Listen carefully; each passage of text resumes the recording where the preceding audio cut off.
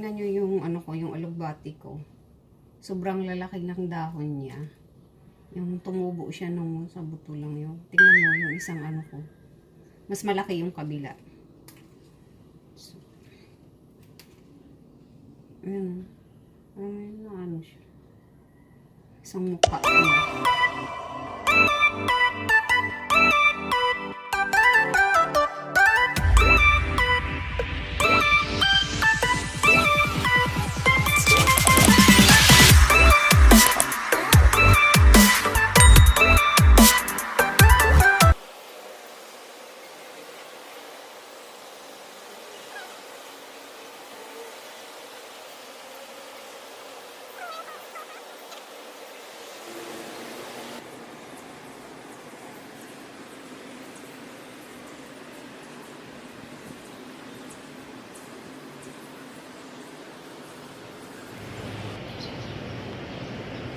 Meron akong kangkong.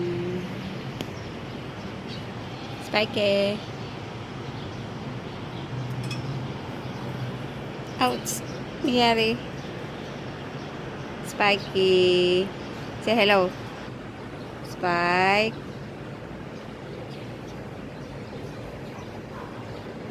Chirong pogi. Uy.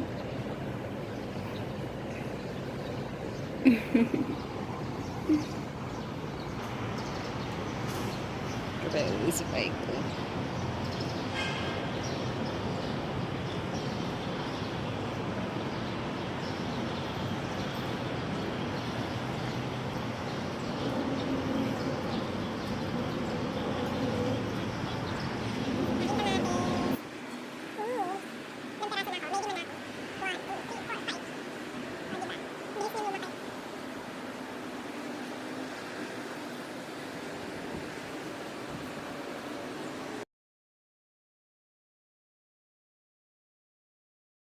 So, ayan guys, mag-ano na ako ng aking ani.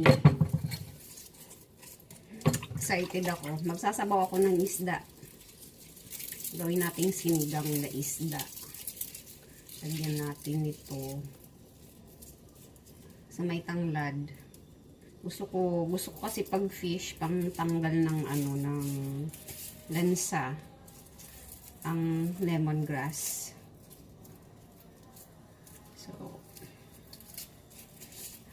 So happy with my harvest today. Not bad. So bumili lang ako ng lupa. Dinagdagan ko yung lupa ko sa balcony. Bumili ako ng 4 na sako. Ako 8 kilos yata yun, isang sako. Sa kapitbahay ko may nagtitinda siya ng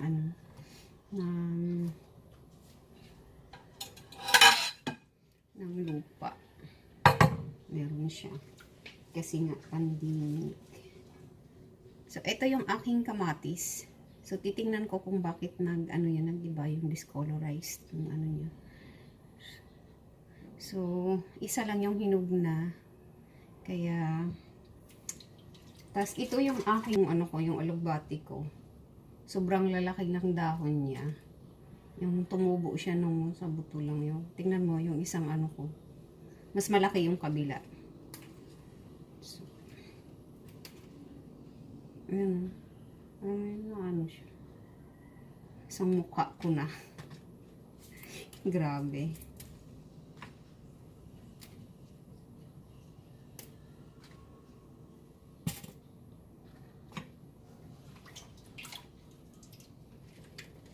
Ito yung mas malapad, guys. Mas malapad to. Ayan, mas malapad to kaysa dun sa isa kanina. Kasi yung isa medyo mga ganon yun. Yan. Tingnan nyo. Ito talaga yung literal na isang palad. isang buong mukha ko na ba? Grabe. Ang saya ng harvest ko. Super worth it yung bili ko ng lupa na dinagdag ko. So, magkano lang naman yung lupa na binili ko. Bumili ako ng loam soil. 80 per bag. Kaya pag syempre pag pinadeliver mo, may 20 pesos na charge. So 400 din yung ano ko, lupa na ginastos. So not bad.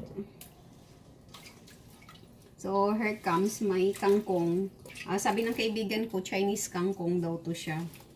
Kaya sabi ko kasi ano yung magliliit yung dahon niya, mapahaba. Sabi niya Chinese kangkong daw to. So alam niyo talagang walang halong chemical, walang fertilizer. So pure organic yung aking kakainin ngayon. Kumuha lang ako ng ilang piraso ng kangkong kasi ako lang naman, konti lang naman yung lulutuin ko. So ito lang guys. Sobrang haba niya lang. So okay naman siya pang sigang, di ba? Tapos itatapon ko din doon sa sa box yung itong mga pinag-anuhan ko ng gulay. Para ano lang siya, fresh. Mataba pa. Doon ko rin to ilalagay para pang ano niya, abono.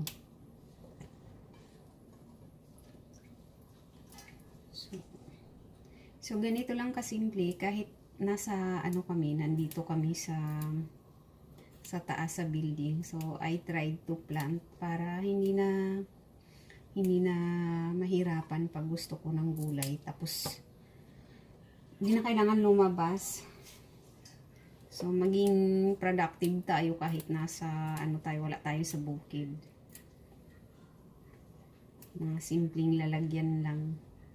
Gawin natin siyang mga bagay na imposible ay gawin nating posible. So, nasa lang yan.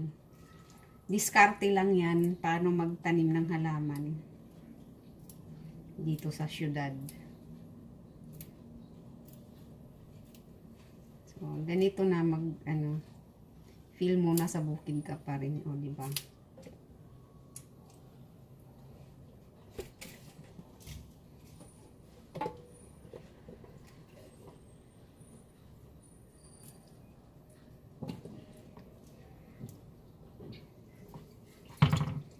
Kumpleto yan guys.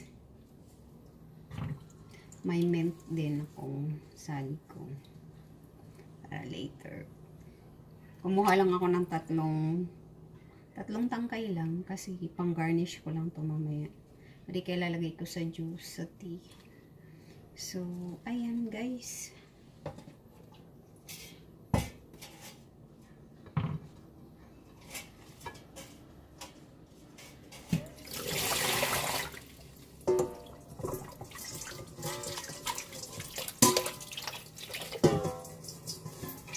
Ibabad ko lang siya sa water kasi hindi ko pa naman siya kailangan.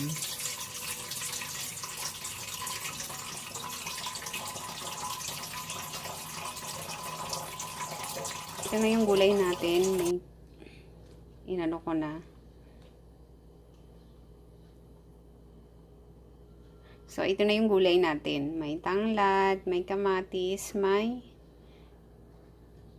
alugbate, tapos mint. Yung mint, tanglad, kangkong, isda na lang kulang. Gusto ko guys ng isda. So, ayan yung isda ko. Tapos, ito yung gulay ko. So, super fresh. Yan. Sobrang fresh niya. From my garden. Ito na yung fish natin. Maglalagay na tayo ng gulay.